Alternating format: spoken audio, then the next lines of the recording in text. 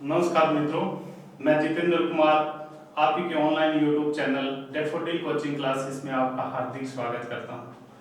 दोस्तों, हम पढ़ रहे थे संसदीय प्रक्रिया और इस संसदीय प्रक्रिया के तहत आज हम बात करने वाले हैं संसद की जो समितियां हैं उन पर।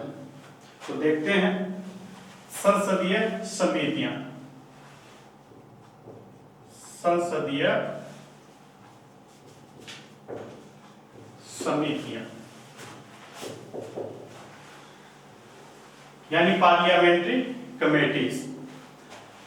दोस्तों, संसदीय समितियों पर बात करने से पहले हमें यह जानना जरूरी है कि ये जो संसदीय समितियों की अवधारणा है यानी पार्लियामेंट्री कमेटीज का जो कॉन्सेप्ट है वो हमने किस देश के संविधान से ग्रहण किया है। तो हमेशा ध्यान रखना दोस्तों, ये संसदीय समितियों की जो अवधारणा है ये हमने ब्रिटेन से ग्रहण की है। कहां से ग्रहण किया दोस्तों? ब्रिटेन से ग्रहण की। संसदीय समितियों की अवधारणा ब्रिटेन से ग्रहण की है और मैंने पहले भी बताया था संसदीय प्रक्रिया पूरी हमने कहां से ग्रहण की है? ब्रिटेन से ग्रहण की है। प्रश्न काल जो था वो कहां से ग्रहण किया है? ब्रिटेन से ग्रहण किया है। तो इस बात को ध्यान में रखना। अब दोस्तों, इन संसदीय समितियों की बात करने से पहले हमें हमारे लिए ये जानना जरूरी हो जाता है, क्योंकि संसदीय समितियों का टॉपिक जैसे ही हम पढ़ना शुरू करते हैं तो हमारे मन में 3 सवाल आते हैं। कौन कौन से 3 सवाल आते हैं? पहला कि ये संसदीय समितियां होती क्या है, यानी क्या है ये संसदीय समितियां। सबसे पहले हमारे मन में ये क्वेश्चन आता है। दूसरा कि ये संसदीय समितियां क्यों है, संसदीय समितियां क्यों है, यानी इन संसदीय समितियों का गठन क्यों किया जाता है। और तीसरा जो क्वेश्चन आता है वो आता है कि इन संसदीय समितियों का इतिहास क्या है, इतिहास क्या है। ठीक है दोस्तों, संसदीय समितियों के बारे में जब भी हम पढ़ना शुरू करते हैं हमारे मन में 3 सवाल आते हैं, और वो कौन कौन से हैं? ये संसदीय समितियां क्या होती है, इन संसदीय समितियों का गठन क्यों किया जाता है, और इन संसदीय समितियों का इतिहास क्या है। तो चलिए दोस्तों, सबसे पहले इन्हीं 3 क्वेश्चनों को हम देखते हैं। पहला क्वेश्चन हमारा क्या है कि संसदीय समितियां क्या होती है, संसदीय समितियां क्या होती है। तो देखिए दोस्तों, हमारी जो संसदीय प्रक्रिया है उस प्रक्रिया के तहत तथा सदन के दोनों सदनों के अध्यक्षों के द्वारा जो समिति गठित की जाती है वो समिति कौन सी होती है? संसदीय समिति होती है। देखिए दोस्तों, एक तो हमारी संसदीय प्रक्रिया, संसदीय प्रक्रिया के तहत यानी जिस समिति का गठन संसदीय प्रक्रिया में किया गया हो, तो इस संसदीय प्रक्रिया के तहत प्लस दोनों सदनों के अध्यक्षों द्वारा, दोनों सदनों के अध्यक्षों द्वारा, दोनों सदनों के अध्यक्षों का मतलब लोकसभा के अध्यक्ष और राज्यसभा के सभापति, यानी संसदीय प्रक्रिया के तहत तथा दोनों सदनों के अध्यक्षों के द्वारा जो समिति गठित की जाती है उस समिति को क्या कहते हैं? संसदीय समिति कहा जाता है। क्लियर? तो हमारा पहला क्वेश्चन क्या था कि संसदीय समितियां क्या होती है। आपको इसका जवाब देना है कि संसदीय प्रक्रिया के तहत तथा दोनों सदनों के अध्यक्षों के द्वारा गठित समिति ही संसदीय समिति कहलाती है। क्लियर? अब आता है हमारा दूसरा क्वेश्चन कि ये संसदीय समितियां क्यों है, यानी इसका गठन क्यों किया जाता है। तो इसके 2 रीजन है दोस्तों, 2 कारणों की वजह से इन संसदीय समितियों का गठन किया जाता है। वो 2 कारण कौन से हैं देखते हैं। हमारा सवाल है संसदीय समितियों का गठन क्यों किया जाता है। देखिए दोस्तों, हम लोगों ने एक दिन पहले भी चर्चा की थी कि हमारे देश के अंदर संसदीय शासन व्यवस्था है। संसदीय शासन व्यवस्था होने के कारण हमारी जो सरकार है, हमारी जो कार्यपालिका है, जो जनता के प्रतिनिधि के रूप में कार्य करती है, या आप यूं कह दीजिए कि एक ट्रस्टी के रूप में कार्य करती है, वो सरकार सही ढंग से काम कर रही है या नहीं कर रही है, इसको देखने की जिम्मेदारी किसको दी गई है? हमारी संसद को दी गई है। सरकार सही ढंग से काम कर रही है या नहीं कर रही है, इसको देखने की जिम्मेदारी किसकी होती है? हमारी संसद की होती है। और ये जो संसद है, ये सरकार पर नियंत्रण स्थापित करने के लिए बहुत सारे साधनों का प्रयोग करती है, और इन बहुत सारे साधनों में एक साधन है संसदीय समितियां। क्लियर? तो संसदीय समितियों का गठन क्यों किया जाता है, इसका पहला कारण आपको समझ में आ गया होगा कि संसदीय समितियों के माध्यम से हमारी कार्यपालिका, हमारी जो सरकार है, उस पर नियंत्रण स्थापित करती है। क्लियर? ये तो था इसका पहला कारण। इसका दूसरा कारण क्या है दोस्तों? आप लोग अच्छे तरह से जानते हैं कि हमारी जो लोकसभा है, इस लोकसभा के अंदर 545 सदस्य हैं। कितने हैं? 545 सदस्य हैं। और हमारी जो राज्यसभा है, इस राज्यसभा के अंदर कितने सदस्य हैं? 245 सदस्य हैं। इतनी बात क्लियर? लोकसभा के अंदर 545, राज्यसभा के अंदर 245, यानी कुल संसद के अंदर कितने सदस्य हो गए? 790 सदस्य हो गए। यानी हमारी जो संसद है, इसमें टोटल कितने सदस्य हैं? 790 सदस्य। तो दोस्तों ये 790 सदस्य एक साथ मिलकर कैसे काम करेंगे? क्योंकि हमारी संसद का काम क्या होता है? कानून का निर्माण करना। हमारी संसद का काम होता है संविधान में संशोधन करना। हमारी संसद का काम है बजट को पारित करना। तो ये जो इतने बड़े बड़े कार्य हैं, ये कार्य संसद के 790 लोग मिलकर के, एक साथ मिलकर के कार्य नहीं कर पाते हैं। इसलिए हमने एक सिस्टम अपनाया कि क्यों ना अलग अलग विषयों पर संसद की समितियां बनाई जाए, और फिर ये संसदीय समितियां अपने अपने कार्य अलग अलग ढंग से करेगी। तो दूसरा कारण ये था कि संसद के इतने सारे लोग, यानी 790 लोग एक साथ मिलकर काम नहीं कर पाए थे। इस कारण से इन संसदीय समितियों का गठन किया गया था। तो दोनों कारण आपको समझ में आ गया होगा। पहला कारण क्या था कि संसद सरकार पर नियंत्रण स्थापित करती है इन संसदीय समितियों के माध्यम से, और दूसरा कारण क्या था कि संसद के 790 लोग एक साथ मिलकर काम सही ढंग से नहीं कर पाते हैं, इसलिए अलग अलग विषयों पर यह संसदीय समितियां बनाई गई थी। तो हमारा पहला क्वेश्चन क्लियर हो गया, संसदीय समितियां क्या है। दूसरा क्वेश्चन भी क्लियर हो गया कि संसदीय समितियां क्यों है, इसका गठन क्यों किया जाता है। दो मुख्य कारण थे, इसकी वजह से इनका गठन किया जाता था। ठीक है। तीसरा क्वेश्चन है दोस्तों कि इन संसदीय समितियों का इतिहास क्या है। संसदीय समितियों का इतिहास क्या है? तो देखिए दोस्तों, हमेशा ध्यान रखिएगा दोस्तों कि 1919 के अंदर एक अधिनियम बनाया गया था, एक एक्ट बनाया गया था, और उस एक्ट का नाम था मॉन्टेग्यू चेम्सफोर्ड अधिनियम।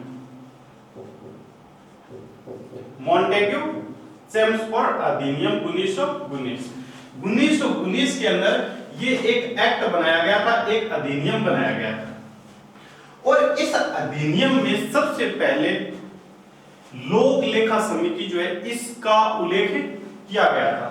यानी इस मॉन्टेग्यू चेम्सफोर्ड अधिनियम के अंदर बहुत सारी समितियों के गठन की बात कही गई थी, और यही वो अधिनियम है जिसमें सबसे पहले PAC यानी लोक लेखा समिति, पब्लिक अकाउंट्स कमेटी का उल्लेख किया गया था।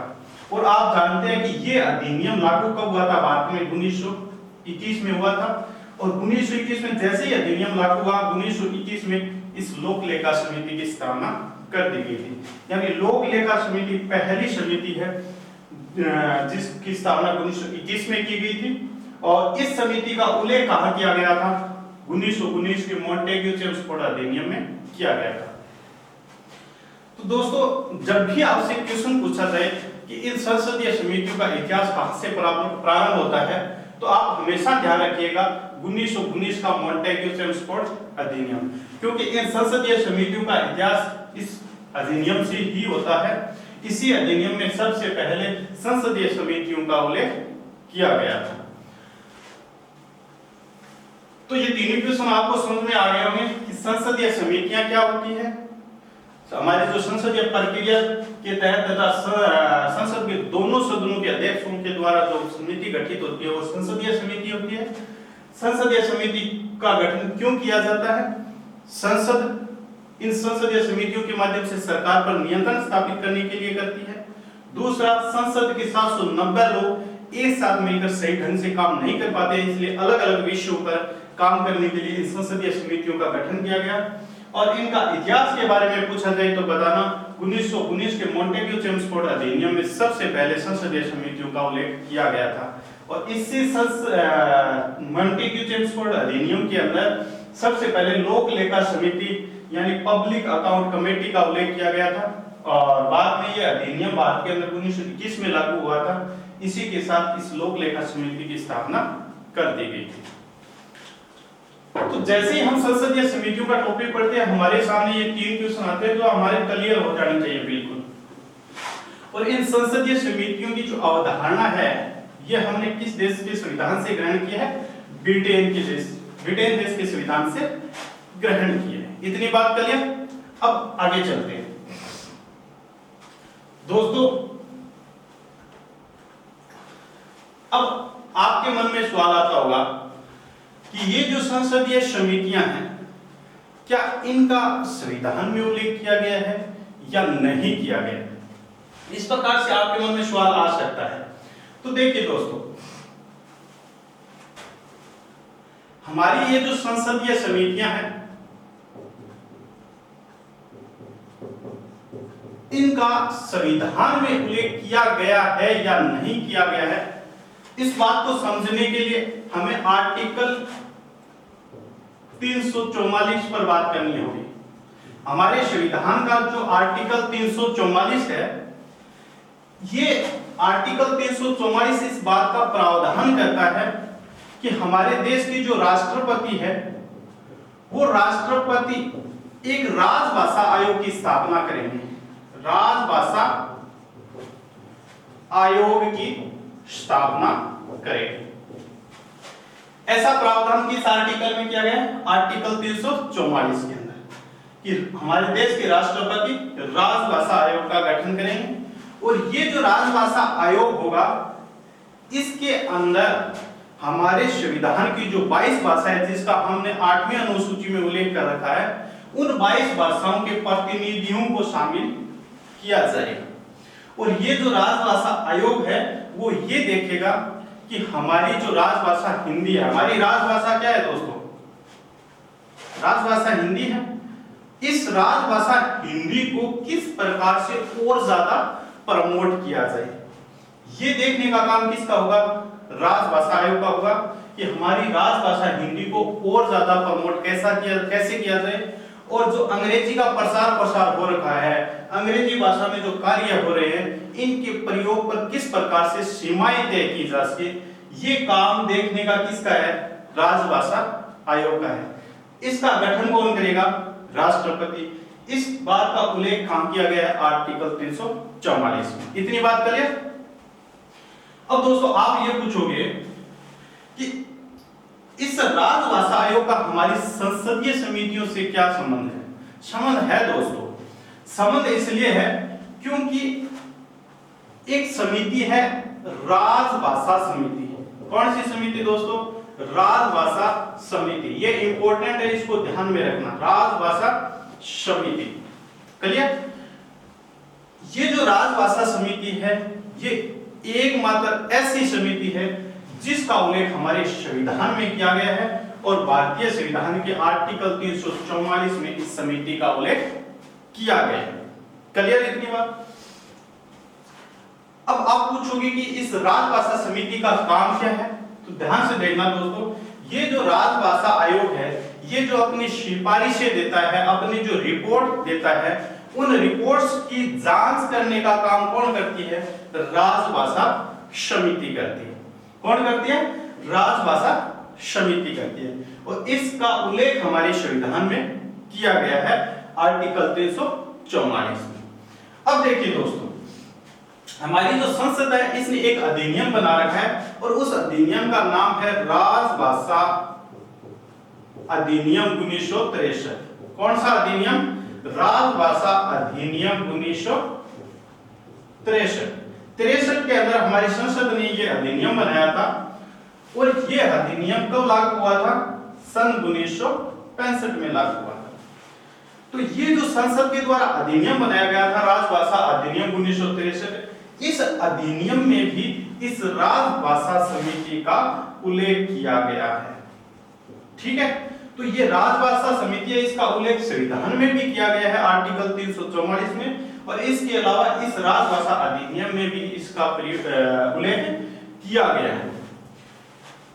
ये जो राजभाषा समिति है इसके अंदर कुल 30 सदस्य होते हैं। कितने सदस्य होते हैं दोस्तों? कुल 30 सदस्य होते हैं और इन 30 में से 20 सदस्य लोकसभा से लिए जाते हैं और 10 सदस्य राज्यसभा से लिए जाते हैं। क्लियर? राजभाषा समिति के अंदर कुल कितने सदस्य होते हैं? 30 सदस्य, 20 लोकसभा से और 10 राज्यसभा से आते हैं। और पहली बार इस राजभाषा समिति का गठन कब किया गया था? 1976 में किया गया था। दोस्तों, इतनी राम कहानी बांधने का मेरा एक ही मकसद था, और वो क्या था? मैं केवल इतना समझाना चाहता था आपको कि ये राजभाषा समिति ही एकमात्र ऐसी संसदीय समिति है जिसका उल्लेख संविधान में किया गया है आर्टिकल 344 के तहत, और इस राजभाषा अधिनियम 1963 में किया गया है। बाकी जितनी भी संसदीय समितियां हैं उनका उल्लेख संविधान में नहीं किया गया है। उन सभी समितियों का उल्लेख हमारी संसदीय नियमों और प्रक्रिया के तहत किया गया है। क्लियर? इसीलिए मैंने सबसे पहले इस राजभाषा समिति को बताने की कोशिश की थी, क्योंकि इसका उल्लेख हमारे संविधान में किया गया है। तो एक बार फिर देख लीजिए दोस्तों, हमारे भारतीय संविधान का जो आर्टिकल 344 है वो इस बात का प्रावधान करता है कि भारत के राष्ट्रपति राजभाषा आयोग का गठन करेंगे, और इस राजभाषा आयोग में किसे शामिल किया जाएगा? जो हमारी भारतीय संविधान की जो 22 भाषाएं हैं जिनका उल्लेख 8वीं अनुसूची में कर रखा है, उन 22 भाषाओं के प्रतिनिधियों को इसमें शामिल किया जाएगा। और ये राजभाषा आयोग वो देखेगा कि जो राजभाषा हिंदी है, इस हिंदी को और ज्यादा कैसे प्रमोट किया जाए और अंग्रेजी के प्रयोग पर किस प्रकार से नियंत्रण लगाया जाए, ये काम करता है राजभाषा आयोग। एक हमारी आर्टिकल 344 के तहत राजभाषा समिति का गठन किया गया था सबसे पहले 1976 में। इसका काम है राजभाषा आयोग की रिपोर्ट की जांच करना, और इसमें कुल 30 सदस्य होते हैं जिनमें से 20 लोकसभा से आते हैं और 10 राज्यसभा से आते हैं। हमारी संसद ने राजभाषा अधिनियम 1963 भी बना रखा है जो 1965 से लागू है हमारे देश के अंदर।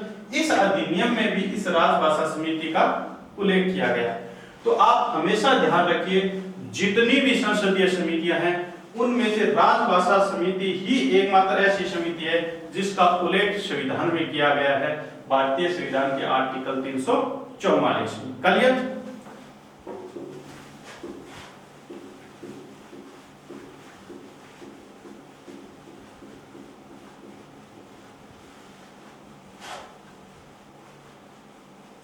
आपका क्वेश्चन क्या था कि किसी संसदीय समिति का संविधान में उल्लेख किया गया है या नहीं किया गया है? तो राजभाषा समिति का संविधान में उल्लेख किया गया है, बाकी सभी समितियों का उल्लेख संसदीय प्रक्रिया के अंदर किया गया है। अब दोस्तों, आपके मन में एक सवाल और आता होगा कि हमारे देश के अंदर ये संसदीय समितियां कितने प्रकार की होती हैं? अगर आप प्रकार पूछे संसदीय समितियों के प्रकार,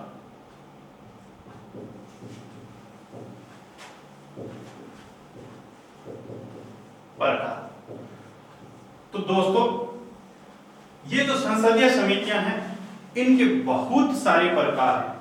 हम सारी संसदीय समितियां तो नहीं पढ़ पाएंगे, लेकिन जो जो महत्वपूर्ण संसदीय समितियां हैं जहां से हर लेवल पर प्रश्न बन सकता है, हम केवल उन्हीं संसदीय समितियों पर चर्चा करेंगे। तो जो संसदीय समितियां ज्यादा चर्चा में रहती हैं, जहां से हर एग्जाम में प्रश्न आने की संभावना होती है, हम केवल उन्हीं पर आज बात करेंगे। ठीक है? ये जो संसदीय समितियां हैं इनको मोटे तौर पर दो भागों में बांटा गया है, मोटे तौर पर दो भागों में बांटा गया है। एक होती है स्थायी समितियां, एक कौन सी होती है? स्थायी समितियां, और दूसरी अस्थायी समितियां। अस्थायी समिति कहो या इसे तदर्थ समिति भी कहते हैं, और तदर्थ को अंग्रेजी में एडहॉक कहते हैं। क्या कहते हैं दोस्तों? एडहॉक कहते हैं। अस्थायी समिति, स्थायी समितियां और अस्थायी समितियां, यानी मोटे तौर पर इन संसदीय समितियों को कितने भागों में बांटा गया है? दो भागों में बांटा गया है, एक स्थायी समितियां और दूसरी अस्थायी या तदर्थ समिति। कर लिया इतनी बात। ये स्थायी समितियां वो समितियां होती है जो लगातार काम करती रहती है और इनका जो कार्यकाल होता है वो हमेशा निश्चित होता है। अस्थायी समितियां वो होती है जो किसी विशेष मामले की जांच करने के लिए कभी कभार गठित की जाती है और इनका कार्यकाल निश्चित नहीं होता है। इन्हें अस्थायी का ही दूसरा नाम है तदर्थ, और तदर्थ को अंग्रेजी में एडहॉक भी कहा जाता है। तो इतनी बात करिए कि संसदीय समितियां कितने प्रकार की होती है? मुख्य तौर पर दो प्रकार की होती है, स्थायी समितियां और अस्थायी या तदर्थ समितियां। ये जो स्थायी समितियां हैं इनके अंदर तीन आती है वित्तीय समितियां। वित्तीय समितियां, ये जो स्थायी समितियां हैं इनमें तीन आती है वित्तीय समितियां, और वो तीन वित्तीय समितियां कौन सी हैं? ध्यान से देखना दोस्तों। पहली लोक लेखा समिति। कौन सी? लोक लेखा समिति। दूसरी अनुमान समिति, अनुमान समिति, और तीसरी लोक उद्यम समिति, लोक उद्यम समिति। ये तीन जो समितियां हैं ये तीनों स्थायी समितियां हैं, और किस प्रकार की समितियां हैं? ये तीनों वित्तीय समितियां हैं। तो स्थायी समितियों के अंदर तीन वित्तीय समितियां आती है, एक लोक लेखा समिति, एक अनुमान समिति और एक लोक उद्यम समिति। इसके अलावा भी बहुत सारी स्थायी समितियां, जैसे सरकारी आश्वासन समिति है, लाभ के पद पर समिति है, पुस्तकालय समिति है, महिला सशक्तिकरण से संबंधित समिति है, SC/ST के कल्याण संबंधी समिति है। तो बहुत सारी स्थायी समितियां हैं, लेकिन हम केवल उन्हीं पर चर्चा करेंगे जो काफी ज्यादा चर्चा में रहती हैं और वहां से क्वेश्चन आने की पूरी संभावना रहती है। ये तो होगी स्थायी समितियां। अस्थायी समितियां कौन सी होती है? जो कभी कभार गठित की जाती है, जो किसी विशेष मामले की जांच के लिए इनका गठन किया जाता है। इसमें जैसे आप ले लो परवर समिति। परवर समिति एक अस्थायी समिति है। आप इसमें जेपीसी जो समिति है, जेपीसी मतलब संयुक्त संसदीय समिति, यानी ज्वाइंट पार्लियामेंट्री कमेटी। तो ये कुछ अस्थायी समितियां हैं संसद की और कुछ स्थायी समितियां हैं। लेकिन आपसे जब ये पूछा जाता है कि संसद की कुल समितियां कितनी है, तो कितनी है दोस्तों? 45 है। संसद की कुल कितनी है? 45 है। तो हम ये 45 की 45 तो नहीं पढ़ पाएंगे, लेकिन जो इंपॉर्टेंट है, जो महत्वपूर्ण है, उन पर आज हम चर्चा करेंगे। तो संसदीय समितियों को कितने प्रकार बताए हैं? दो प्रकार, स्थायी समितियां, अस्थायी या तदर्थ समितियां। स्थायी समितियों के अंदर तीन वित्तीय समितियां हैं। ये ज्यादा इंपॉर्टेंट है दोस्तों, यहां से हर एग्जाम में क्वेश्चन आने की संभावना रहती है। और वित्तीय समितियां कौन सी है? लोक लेखा, अनुमान, लोक उद्यम समिति। और अस्थायी समितियों में परवर समिति और संयुक्त संसदीय समिति जो है, यहां से क्वेश्चन आने की संभावना रहती है। तो चलिए हम एक एक समिति को पढ़ते हैं।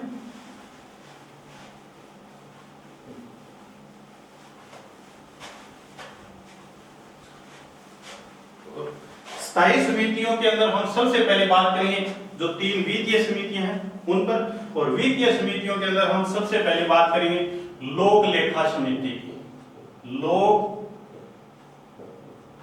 लेखा समिति दोस्तों, ये जो लोक लेखा समिति है इसको अंग्रेजी में पब्लिक अकाउंट्स कमेटी भी कहा जाता है। क्या कहा जाता है? पब्लिक अकाउंट्स कमेटी, और इसे शॉर्ट में जो बोला जाता है पीएसी, पीएसी यानी पब्लिक अकाउंट कमेटी। लोक लेखा समिति को अंग्रेजी में पब्लिक अकाउंट्स कमेटी, शॉर्ट में इसको पीएसी बोला जाता है। क्लियर? देखिए दोस्तों, लोक लेखा समिति एक किस प्रकार की समिति है?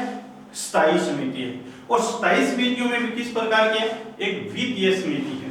तो इस बात को ध्यान रखना, लोक लेखा समिति एक कैसी समिति है? स्थायी और वित्तीय समिति है, स्थायी और वित्तीय समिति। क्लियर?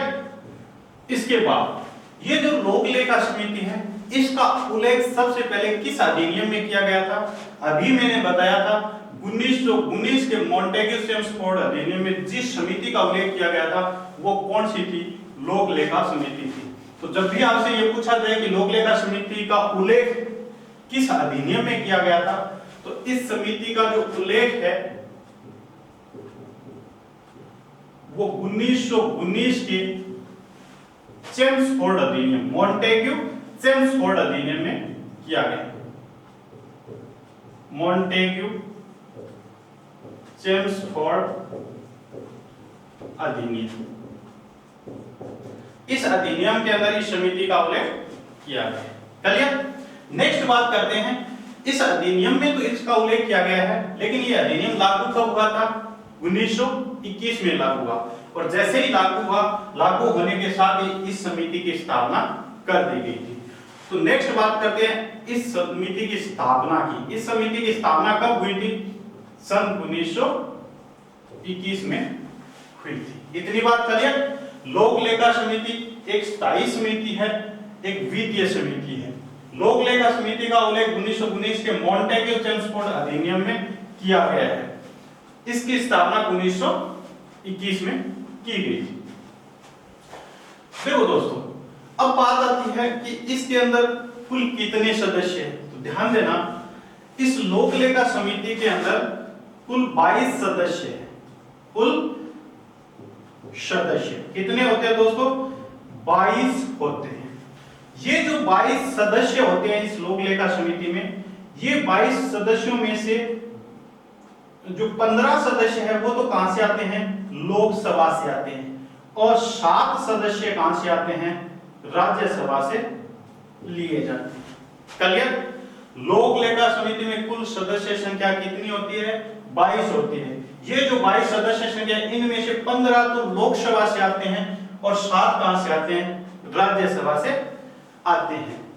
नेक्स्ट बात है, आप कहोगे कि ये किस प्रकार से लिया जाता है, इस समितियों के सदस्यों का चुनाव किस प्रकार से किया जाता है? तो ध्यान में रखना दोस्तों, ये जो सदस्य हैं इनका चुनाव एकल संक्रमणीय आनुपातिक प्रतिनिधित्व पद्धति के द्वारा करवाए जाते हैं। आप कहोगे कि ये बात तो हमारे समझ में नहीं आई। तो देखिए दोस्तों, टोटल सदस्य कितने? 22। 22 में से लोकसभा से कितने आते हैं? 15, और राज्यसभा से कितने आते हैं? 7। इतनी बात करिए। इनका चुनाव किस पद्धति से किया जाता है? एकल संक्रमणीय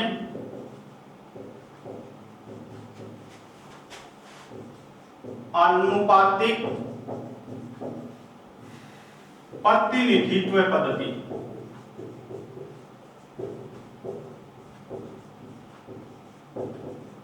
इस पद्धति से इन सदस्यों का चुनाव किया जाता है। देखिए दोस्तों, टोटल सदस्य 22 है।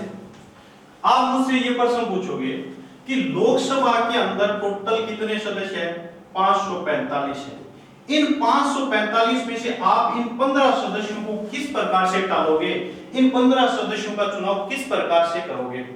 क्या राजनीतिक जो पार्टियां हैं उनमें झगड़ा नहीं हो जाएगा कि हमारी पार्टी के सदस्य कम ले रहे हैं, उस पार्टी के सदस्य आप ज्यादा ले रहे हैं? तो आप इन 545 में से इन 15 सदस्यों का चुनाव कैसे करोगे? तो दोस्तों, हमारी जो संसदीय प्रक्रिया है इसमें साफ साफ शब्दों में लिखा गया है कि जिस राजनीतिक पार्टी का जितना प्रतिनिधित्व जिस सदन में होगा उतना ही प्रतिनिधित्व उस समिति में होगा। एक बार फिर सुन लीजिए दोस्तों, हमारी संसदीय प्रक्रिया में इन सदस्यों के चुनाव के बारे में साफ साफ लिखा हुआ है कि जिस राजनीतिक पार्टी का जितना प्रतिनिधित्व जिस सदन में होगा उतना ही प्रतिनिधित्व उस समिति में होगा। रामकाणी घटगी की समझो बोलिए। अगर देखो दोस्तों, एक उदाहरण के द्वारा समझाता हूं। मान लो लोकसभा के अंदर कितने सदस्य? 545 सदस्य। इन 545 सदस्यों में से मान लो 272 सदस्य बीजेपी के, ठीक है। 272 सदस्य होने का मतलब 545 का कितना परसेंट हो गया? 50% हो गया। अब देखिए, ये जो सदस्य है, समिति के सदस्य कितने हैं? 22।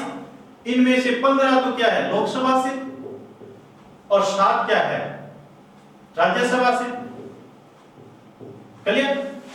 अब देखिए, मैंने क्या बोला था कि जिस राजनीतिक पार्टी का जिस सदन में जितना प्रतिनिधित्व होगा उतना ही प्रतिनिधित्व उस समिति में होगा। अब बीजेपी का प्रतिनिधित्व लोकसभा में कितना परसेंट है? 50% है, क्योंकि इसके पास 272 सीटें हैं। ऐसा मानना है, केवल उदाहरण है दोस्तों। तो यहां इस सदन में बीजेपी का कितना प्रतिशत प्रतिनिधित्व है उतना ही प्रतिनिधित्व उस समिति में होगा। तो अब 15 का 50% कितना हो जाएगा दोस्तों? लगभग कितना? 8 सदस्य किसके होंगे? बीजेपी के होंगे। ये जो 15 सदस्य है इनमें से 8 सदस्य किसके होंगे? बीजेपी के होंगे। इसी प्रकार मान लो इन 545 में से 48 सीटें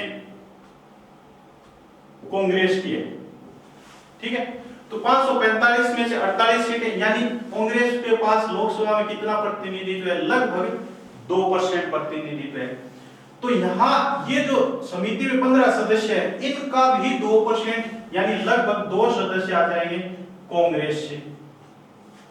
तो कहने का मतलब जिस सदन में जिस राजनीतिक पार्टी का जितना प्रतिनिधित्व है उतना ही प्रतिनिधित्व उस राजनीतिक पार्टी का कहां होगा? इस समिति के अंदर होगा। एक बार फिर देख लीजिए दोस्तों, मैं लाइन बोल रहा हूं, जिस राजनीतिक पार्टी का जिस पार्टी का जितना प्रतिनिधित्व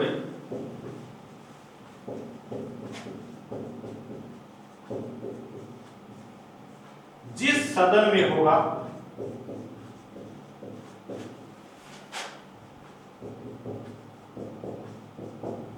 उतना ही प्रतिनिधित्व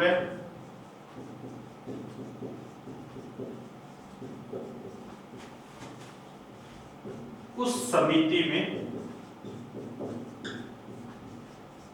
होगा। ये बात कहां लिखी गई है? हमारी संसदीय प्रक्रिया के अंदर लिखी गई है कि जिस राजनीतिक पार्टी का जितना प्रतिनिधित्व जिस सदन में होगा उतना ही प्रतिनिधित्व उस समिति में होगा। क्लियर? यही मैं बात बोल रहा हूं। 545 है लोकसभा के अंदर, इन 545 में जो 272 मान लीजिए बीजेपी के पास है, तो इसका मतलब बीजेपी के पास लोकसभा में कितना प्रतिनिधित्व है? 50%। यहां लोकसभा की कितनी सीटें हैं? समिति में 15। तो 15 का 50% सीटें किसकी होगी? बीजेपी पार्टी की होगी। यानी 15 का 50% लगभग 8 सदस्य बीजेपी के आएंगे। इसी प्रकार ये लोकसभा के अंदर मान लो कांग्रेस की 48 सीटें हैं, तो लगभग मान लो 2% है, यानी 2% प्रतिनिधित्व कांग्रेस का है लोकसभा के अंदर। तो इस समिति में भी कांग्रेस का 2% प्रतिनिधित्व होगा और 15 का 2% लगभग 2 सदस्य किसके होंगे? कांग्रेस के होंगे। तो ये जो समिति के सदस्य है 22, जिनमें से 15 लोकसभा से और 7 राज्यसभा से आते हैं, इनका चुनाव एकल संक्रमणीय आनुपातिक प्रतिनिधित्व पद्धति के द्वारा करवाए जाते हैं। इसके अलावा एक बात ये भी ध्यान रखना कि मंत्री परिषद का कोई सदस्य इस समिति का सदस्य नहीं बन सकता, यानी कोई भी मंत्री, नेक्स्ट बात क्या है, कोई मंत्री समिति का सदस्य नहीं बन सकता, नहीं बन सकता। चलिए नेक्स्ट बात करते हैं, इस समिति का कार्यकाल अगर पूछा जाए तो इस समिति का कार्यकाल होता है 1 वर्ष का। कितना होता है दोस्तों? 1 वर्ष का होता है। बात करते हैं इस समिति के अध्यक्ष की, तो दोस्तों इस समिति का जो अध्यक्ष होता है, इस अध्यक्ष की नियुक्ति लोकसभा का अध्यक्ष करता है। किसके द्वारा की जाती है? लोकसभा के अध्यक्ष के द्वारा। अध्यक्ष की नियुक्ति किसके द्वारा की जाती है? लोकसभा के अध्यक्ष के द्वारा। लोकसभा अध्यक्ष द्वारा लोक लेखा समिति के अध्यक्ष की नियुक्ति की जाती है। और यह अध्यक्ष किसे बनाएगा? जो समिति के अंदर 22 सदस्य निर्वाचित हुए हैं, उन 22 सदस्यों में से किसी एक सदस्य को लोकसभा का अध्यक्ष, लोक लेखा समिति का अध्यक्ष नियुक्त करेगा। और ध्यान रखना, ये जो लोक लेखा समिति का अध्यक्ष होता है, ये हमेशा ही विपक्षी दल का होता है, विपक्षी दल का होता है। इतनी बात कर लिया दोस्तों। लोक लेखा समिति के बारे में हमने क्या बात की? सबसे पहले लोक लेखा समिति एक स्थायी समिति है और एक वित्तीय समिति है। लोक लेखा समिति का उल्लेख सबसे पहले कहां किया गया था? 1919 के मॉन्टेग्यू जेम्स कोड अधिनियम में किया गया था। लोक लेखा समिति की स्थापना कब की गई थी? 1921 के अंदर की गई थी। लोक लेखा समिति के अंदर कुल कितने सदस्य होते हैं? 22 सदस्य होते हैं, जिनमें से 15 लोकसभा से आते हैं और 7 राज्यसभा से आते हैं। इन सदस्यों का चुनाव एकल संक्रमण या अनुपातिक प्रतिनिधित्व के द्वारा किया जाता है, यानी जिस राजनीतिक पार्टी का जितना प्रतिनिधित्व जिस सदन में होता है, उतना ही प्रतिनिधित्व उस समिति में लिया जाता है। क्लियर? कोई भी मंत्री समिति का सदस्य नहीं बन सकता है। समिति का कार्यकाल 1 वर्ष का होता है और इस लोक लेखा समिति के अध्यक्ष की नियुक्ति लोकसभा का अध्यक्ष करता है, समिति के निर्वाचित सदस्यों में से। और खास बात यह है कि इस समिति का जो अध्यक्ष होता है वो हमेशा विपक्षी दल का होता है। इसके बाद बात करते हैं दोस्तों, ये लोक लेखा समिति करती क्या है, इसका काम क्या है? तो देखिए दोस्तों, लोक लेखा समिति का कार्य देखते हैं। देखो दोस्तों, भारत सरकार 1 वर्ष में जितना पैसा खर्च करती है, उन पैसों की ऑडिटिंग करने का काम कौन करता है? हमारे देश का जो नियंत्रण एवं महालेखा परीक्षक, जिसे हम कंट्रोलर एंड ऑडिटर जनरल यानी केगे कहते हैं, वो करता है। भारत सरकार ने 1 वर्ष में कितना पैसा खर्च किया, उसकी पूरी की पूरी ऑडिटिंग कौन करता है दोस्तों? उसकी ऑडिटिंग करने का काम ये केगे करता है। क्लियर? ये कैग ऑडिटिंग करने के बाद अपनी ऑडिट रिपोर्ट तैयार कर लेता है और इस ऑडिट रिपोर्ट को किसको सौंपता है दोस्तों? राष्ट्रपति को सौंपता है। भारत के जो राष्ट्रपति होता है उसको सौंपता है और राष्ट्रपति इस ऑडिट रिपोर्ट को कहां रखवाता है? हमारी संसद के अंदर रखवाता है। अब फिर वही बात दोस्तों, संसद में कितने सदस्य? 790 सदस्य। वो इस रिपोर्ट की सही ढंग से जांच नहीं कर पाते हैं, इसलिए इस रिपोर्ट की सही ढंग से जांच करने के लिए इस रिपोर्ट को कहां भेज दिया जाता है? हमारी जो लोक लेखा समिति है इसके पास भेज दिया जाता है। तो लोक लेखा समिति का मुख्य काम क्या हो गया कि केग के द्वारा जो ऑडिट रिपोर्ट तैयार की गई है और उस रिपोर्ट की सही ढंग से जांच करने का काम कौन करती है? हमारी लोक लेखा समिति करती है। तो लोक लेखा समिति का काम समझ में आ गया कि हम भारत सरकार 1 वर्ष में जो पैसा खर्च करती है उसकी ऑडिटिंग भारत के कंट्रोलर एंड ऑडिटर जनरल करते हैं। ऑडिटर जनरल ऑडिट रिपोर्ट तैयार करने के बाद राष्ट्रपति को सौंपता है।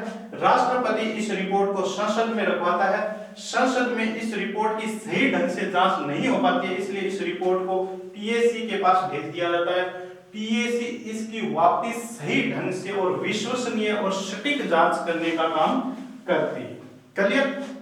अब मान लो ये पीएससी जब इस रिपोर्ट की जांच करती है, उस दौरान मान लो पीएससी को किसी प्रकार की दिक्कत का सामना करना पड़ रहा है, तो ऐसी स्थिति के अंदर ये पीएससी जो है वो केग को अपने पास बुला सकती है और इससे परामर्श ले सकती है। यानी जब पीएससी रिपोर्ट की जांच कर रही होती है, उस समय अगर पीएससी को कोई दिक्कत का सामना करना पड़ रहा है, उसको जांच करने में कोई दिक्कत आ रही है, तो ऐसी स्थिति में पीएससी क्या करेगी, केग को अपने पास बुलाएगी और उससे गाइडेंस लेगी, परामर्श लेगी। इस वजह से इस केग और पीएससी का बहुत ही नजदीक का संबंध होता है और इसी वजह से हम लोग कहते हैं पीएससी का, केग को क्या कहते हैं दोस्तों, पीएससी का मित्र कहते हैं, पीएससी का दार्शनिक कहते हैं, पीएससी का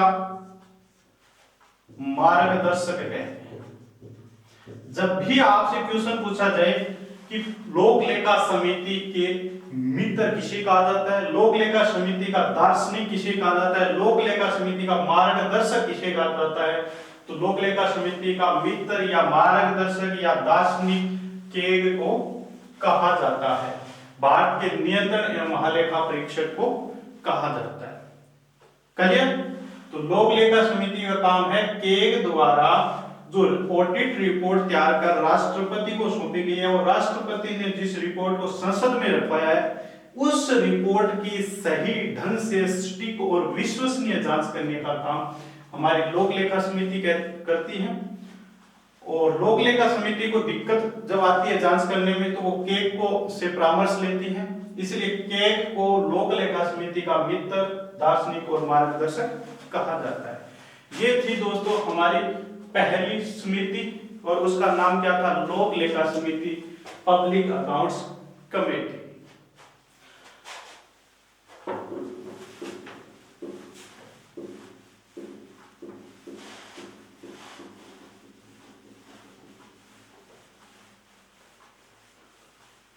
अब जो स्थायी समितियां थी और स्थायी समितियों के अंदर जो 3 वित्तीय समितियां थी, उनमें हमने लोक लेखा समिति पर चर्चा कर ली। अब नेक्स्ट बात करते हैं दूसरी जो वित्तीय समिति है उसकी, और दूसरी जो वित्तीय समिति है उसका नाम है दोस्तों अनुमान समिति। क्या नाम है? अनुमान समिति। दोस्तों अनुमान समिति का ही शुद्ध हिंदी शब्द है प्राक्कलन समिति। प्राक्कलन समिति, अनुमान समिति कहिए या इसे प्राक्कलन समिति कहिए, एक ही बात है। इसको दोस्तों अंग्रेजी में कहते हैं एस्टीमेट कमेटी। एस्टीमेट कमेटी, और इसे शॉर्ट में क्या कहेंगे फिर? ईसी। क्लियर?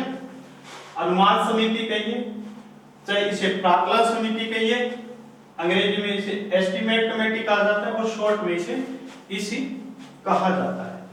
ये अनुमान समिति क्या होती है देखिए दोस्तों, पहली बात ये किस प्रकार की समिति है? एक स्थायी समिति है। किस प्रकार की समिति है दोस्तों? एक स्थायी संसदीय समिति है और वित्तीय संसदीय समिति है। किस प्रकार की है? वित्तीय समिति है। क्लियर? दूसरी बात, इस समिति की स्थापना के बारे में अगर पूछा जाए तो इस समिति की स्थापना 1950 में की गई थी। कब की गई थी? 1950 में की गई थी और जॉन मथाई की सिफारिश पर इसकी स्थापना की गई थी। जॉन मथाई की सिफारिश पर इस समिति की स्थापना की गई थी। तो अनुमान समिति या प्राक्कलन समिति की स्थापना 1950 में जॉन मथाई की सिफारिश पर की गई थी। इतनी बात करिए दोस्तों। बात करते हैं इसके काम की, ये क्या कार्य करती है अनुमान समिति। तो देखिए दोस्तों, आप लोग अच्छी तरह से जानते हैं कि हमारे देश के जो वित्त मंत्री होते हैं वो लोकसभा के अंदर बजट रखते हैं और बजट ही क्या है? एक अनुमान होता है। ये जो बजट होता है ना, ये बजट एक अनुमान होता है। क्या होता है दोस्तों? अनुमान होता है। और हम लोग अच्छी तरीके से जानते हैं कि बजट के अंदर जो अनुमान रखे जाते हैं वो काफी बढ़ा चढ़ाकर रखे जाते हैं, काफी बढ़ा चढ़ाकर रखे जाते हैं। क्लियर? तो ऐसी स्थिति में सरकार जो जनता का धन खर्च करने जा रही है और बजट के माध्यम से संसद से स्वीकृति ले रही है, वो बजट के अनुमान वास्तविकता के निकट है या नहीं, वास्तविकता के निकट है या नहीं, उन अनुमानों को वास्तविकता के निकट लाने के लिए या उन अनुमानों को की जांच करने के लिए जिस समिति का गठन किया गया है वो है अनुमान समिति या प्राक्कलन समिति।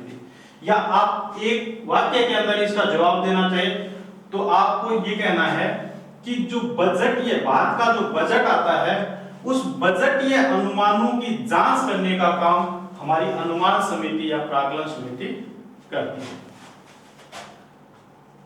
भारतीय बजट के अनुमानों की जांच करने का काम कौन करती है दोस्तों? ये अनुमान समिति करती है। तो इसका काम समझ में आया? बजट रखने का काम कौन करता है? देश का वित्त मंत्री करता है और बजट हमेशा लोकसभा के अंदर आता है। बजट ही एक क्या होता है? अनुमान होता है। बजट एक अनुमान होता है दोस्तों।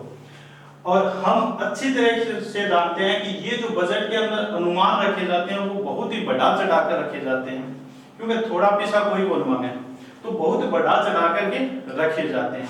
तो ऐसी स्थिति में क्या किया जाता है कि जो सरकार जनता का ही तो पैसा खर्च कर रही है और संसद के माध्यम से स्वीकृति ले रही है, यानी बजट के माध्यम से संसद से स्वीकृति ले रही है, तो वो जो अनुमान रखे गए हैं सरकार के मंत्रालयों के द्वारा वो अनुमान वास्तविकता के निकट है या नहीं, उन अनुमानों की जांच करने का काम अनुमान समिति या प्राक्कलन समिति करती है।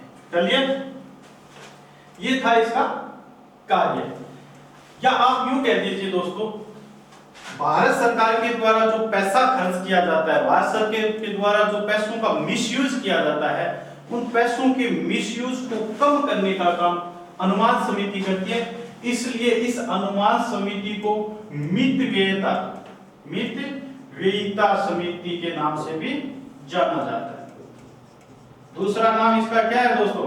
मितव्ययिता समिति, क्योंकि भारत सरकार के द्वारा जो पैसों का मिसयूज होता है उस मिसयूज को कम करती है, उस मिसयूज पर नियंत्रण करने का काम अनुमान समिति करती है। इसलिए इसको मितव्ययिता समिति कहा जाता है। और हमारी जो पीएसी थी, पब्लिक अकाउंट कमेटी, जो हमने पहले पढ़ी थी, उस पीएसी के दो उपनाम और है और उसको कहते हैं खोजी कुत्ता समिति, खोजी कुत्ता समिति। इसको खोजी कुत्ता समिति कहो या इसे अनुमान समिति की जुड़वा बहन भी कहा जाता है। अनुमान समिति की जुड़वा बहन भी कहा जाता है। किसको? पब्लिक अकाउंट कमेटी, लोक लेखा समिति को। खोजी कुत्ता समिति इसलिए कहा जाता है क्योंकि ये जो लोक लेखा समिति थी, ये सरकार की जो आर्थिक अनियमितताएं होती हैं उन पर नियंत्रण लगाने का काम करती है। इसलिए लोक लेखा समिति को खोजी कुत्ता समिति कहते हैं और अनुमान समिति या प्राक्कलन समिति की जुड़वा बहन भी कहा जाता है। जबकि इस अनुमान समिति को किस नाम से जानते हैं? मितव्ययिता समिति के नाम से जानते हैं। क्लियर? इसके बाद बात करते हैं दोस्तों, ये जो अनुमान समिति है इसके अंदर कुल 31 सदस्य होते हैं। कितने सदस्य होते हैं दोस्तों? कुल 31 सदस्य होते हैं। और ये 31 के 31 सदस्य लोकसभा से संबंध रखते हैं। ध्यान देना दोस्तों, अनुमान समिति, माफ करना दोस्तों, इस अनुमान समिति के अंदर कुल 30 सदस्य होते हैं और ये 30 सदस्य लोकसभा से लिए जाते हैं। कितने सदस्य? कुल 30 सदस्य। 30 के 30 कहां से लिए जाएंगे? लोकसभा से लिए जाएंगे। उसी पद्धति के द्वारा चुनाव करवाया जाएगा। अभी जो मैंने इन समितियों के सदस्यों को चुनाव की जो पद्धति बताई थी, एकल संक्रमणीय आनुपातिक पद्धति, उसी पद्धति के द्वारा लोक लेखा समिति के सदस्यों का चुनाव किया जाता है। इसी पद्धति के द्वारा इस अनुमान समिति यानी एस्टिमेट कमेटी के सदस्यों का चुनाव किया जाता है, और इसी समिति से जो लोक उद्यम है, जिसको कोपू कहते हैं, इस लोक उद्यम समिति के सदस्यों के चुनाव करवाए जाते हैं। तो मैंने एक बार बता दिया, बार बार बताने की आवश्यकता ना पड़े इसलिए। तो 30 सदस्य 30 के 30 कहां से आएंगे? लोकसभा से आएंगे। अगली बात, कोई भी मंत्री इस समिति का सदस्य नहीं बन सकता। कोई भी सदस्य इस अनुमान समिति या प्राकलन समिति का सदस्य नहीं बन सकता। नेक्स्ट, अगर कार्यकाल की बात की जाए तो इसका कार्यकाल भी कितना होता है? 1 वर्ष का होता है। कितना होता है दोस्तों? 1 वर्ष का इसका कार्यकाल होता है। तो ये किस प्रकार की समिति है? स्थायी और वित्तीय समिति है। स्थापना 1950 में जॉन मथाई की सिफारिश पर हुई थी। काम की बात करें तो भारतीय बजट के अनुमानों की जांच करने का काम करती है।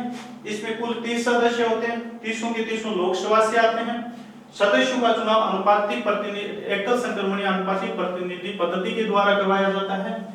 और इस समिति में कोई भी मंत्री, या आप यूं कह दीजिए मंत्री परिषद का कोई भी सदस्य इस समिति का सदस्य नहीं बन सकता है। नेक्स्ट बात, इसके कार्यकाल क्या ही थी? तो इसके कार्य इस समिति का कार्यकाल कितना होता है? 1 वर्ष का होता है।